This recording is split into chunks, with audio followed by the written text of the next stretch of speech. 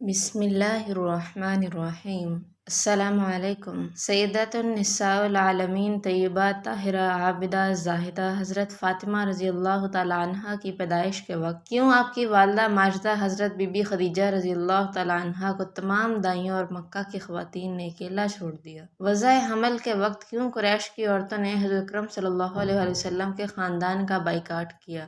حضرت فاطمہ کی ولادت کے وقت مکہ کے سرداروں نے کیوں حضرت اکرم صلی اللہ علیہ وسلم کے گھر کا گھیراؤ کیا؟ ان سب حالات میں حضرت خدیجہ نے حضرت اکرم صلی اللہ علیہ وسلم کی لاڈلی فخر کائنات حضرت فاطمہ رضی اللہ تعالیٰ عنہا کو کیسے جنم دیا؟ ناظرین گرامی، حضرت خدیجہ مکہ کی ایک مشہور و معروف شخصیت تھیں۔ سیرت حلبیہ جلد 1 صفحہ نمبر 138 میں ہے کہ جب رسول خدا صلی اللہ علیہ وآلہ وسلم ملک شام کے تجارتی سفر سے واپس مکہ پہنچے تو حضرت خدیجہ نے نبی مکرم کی خدمت میں ایک قاصد بھیجا اور آپ سے شادی کی خواہش ظاہر کی۔ بعض تاریخ کتابوں میں یہ بھی لکھا ہے کہ حضرت خدیجہ نے براہ راست پیغمبر اکرم سے شادی کی بات کی۔ نبی مکرم نے اس بات کا ذکر سب سے پہلے حضرت ابو طالب اور پھر اپنے دیگر چچاؤں سے کیا اور سب نے ہی اس بات سے اتفاق کیا، اس لیے آپ نے حضرت خدیجہ کے قاصد کو مثبت جواب دیا۔ نبی آخر الزماں صلی اللہ علیہ وآلہ وسلم اور خدیجہ کے نکاح کی تقریب حضرت خدیجہ رضی اللہ تعالیٰ عنہا کے گھر میں منعقد ہوئی۔ حضرت اکرم صلی اللہ علیہ وآلہ وسلم اپنے چچا حضرت ابو طالب، حضرت حمزہ اور دیگر مخصوص رشتہ داروں کے ساتھ وقت مقررہ پر حضرت خدیجہ کے گھر تشریف لے گئے۔ وہاں حضرت خدیجہ رضی اللہ تعالیٰ عنہا کے رشتہ دار عمر بن اسد اور ورقہ بن نوفل وغیرہ موجود تھے۔ حضور کے چچا حضرت ابو طالب نے نکاح کا خطبہ پڑھایا اور حضرت خدیجہ کی طرف سے ورقہ بن نوفل نے جوابی کلمات کہے۔ ناظرین گرامی، حضرت خدیجہ مکہ کی امیر ترین اور بااثر شخصیات میں سے ایک تھیں، لیکن جب آپ نے حضرت اکرم صلی اللہ علیہ وآلہ وسلم سے نکاح فرمایا تو مکہ کی خواتین نے ان سے تعلقات منقطع کر دیے اور کہنے لگیں خدیجہ نے ایک تنگ دست اور یتیم جوان سے شادی کر کے اپنی شخصیت گرا دی ہے۔ اس لیے اس شادی کے واقعہ کے بعد مکہ کی سردار اور امیر عورتوں نے حضرت خدیجہ کی طرف آنا کم کر دیا۔ شب معراج کی رات جب حضرت اکرم صلی اللہ علیہ وسلم جنت سے گزرے تو حضرت جبرائیل علیہ السلام نے آپ صلی اللہ علیہ وسلم کو درخت طوبہ کا میوہ پیش کیا۔ جب پیغمبر زمین پر واپس آئے تو اسی میوہ سے حضرت فاطمہ کی ولادت کا عمل شروع ہوا۔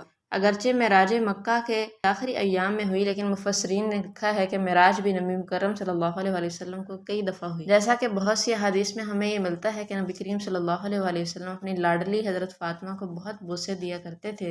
ایک دن آپ کی زوجہ محترمہ حضرت عائشہ صدیقہ رضی اللہ تعالیٰ عنہا نے سوال کیا کہ آپ فاطمہ کو اتنا چومتے کیوں ہیں؟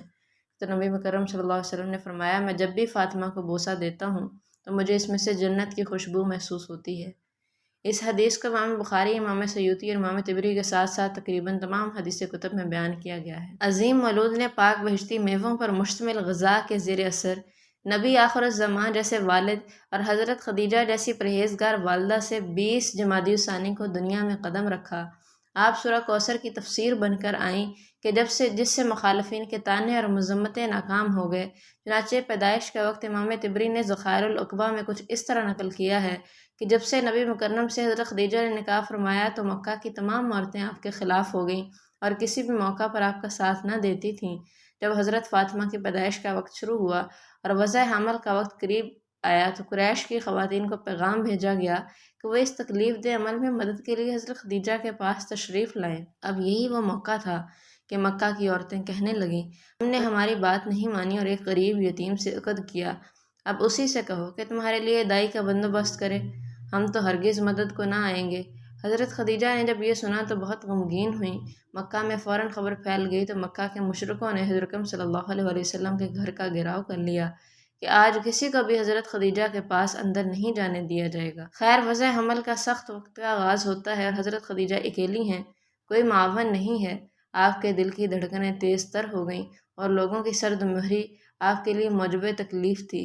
اچانک آپ کی روح کے افق میں ایک روشنی پیدا ہوئی، آنکھیں کھولیں تو 4 خواتین کو اپنے نزدیک پایا۔ بہت پریشان ہوئیں۔ ان میں سے ایک خاتون کہنے لگیں کہ پریشان نہ ہوں، ہمیں آج آپ کی مدد کے لیے بھیجا گیا ہے۔